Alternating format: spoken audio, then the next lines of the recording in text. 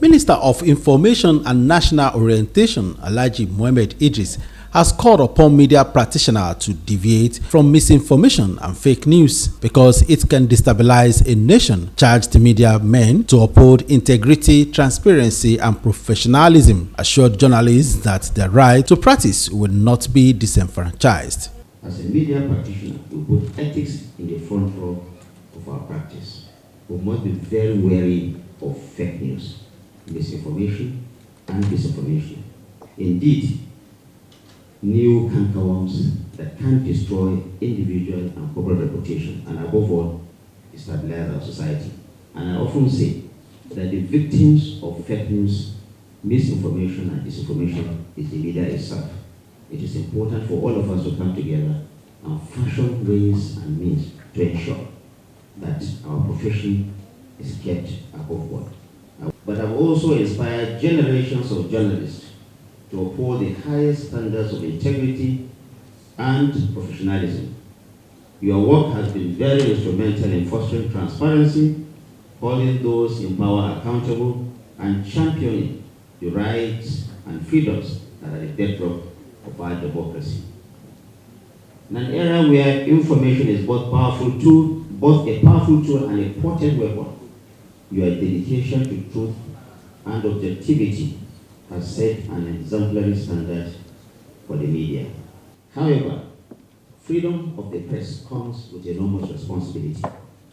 As we champion the cause of a free press, it is incumbent on all of us, the media, to exercise this freedom with a sense of duty, ethics, and patriotism.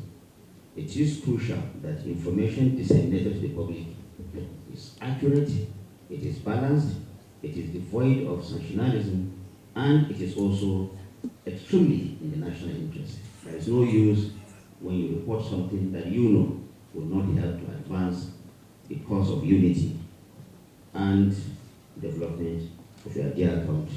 You are not doing journalism if what you do is to bring down your country or to throw the society or the community into chaos.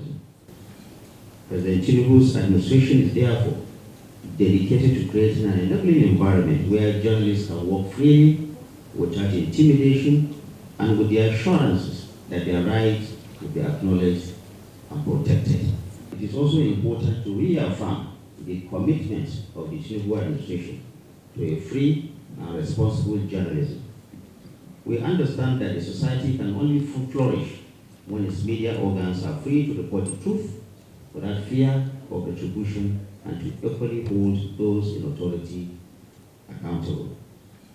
President Tinubu's administration is therefore dedicated to creating an enabling environment where journalists can work freely, without intimidation, and with the assurances that their rights will be acknowledged and protected.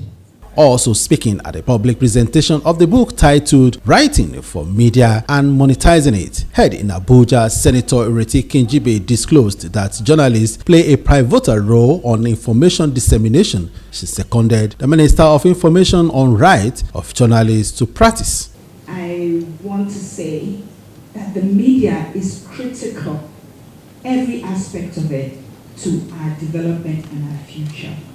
And as the Honorable Minister said, it is a right that we all have to fight and protect passionately, because they are meant to be the conscience of any nation. They make things happen when they put their minds to it. They call all of us to order when we need to. They make us think about what we're doing and how things should be. And therefore, they are really vital to the nation. However, Dr. Ruben Abati, who reviewed the book authored by Azu Zekowe, have this to say.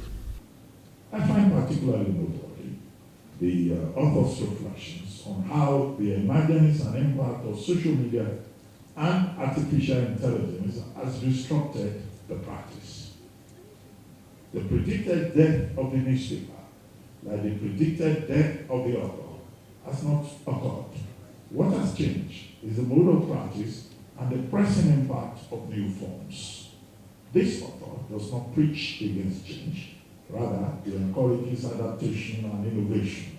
Two verbs, at the center of the reality of media convergence. A big takeaway is that the journalist, aspiring or old, must read to learn new ideas, new turns of phrase, styles, and trends. Reading maketh the man, says Francis Bacon, and in this book, he shaken signposts the value of reading without necessarily showing off. It remains for the public to read his book too. I recommend writing for media and monetizing it as a useful text that should become part of the teaching list in our schools of journalism and as a handy text for the practitioner who needs to be reminded of basic ideas in this troubled age when the newsroom is increasingly populated by an emerging crowd of tyros who can hardly put a story together. The book is published by Premium Times, an online media company which in Nigeria is a comforting reminder of the vast possibilities of convergence. Gbemiga Olamikan, GTV Africa.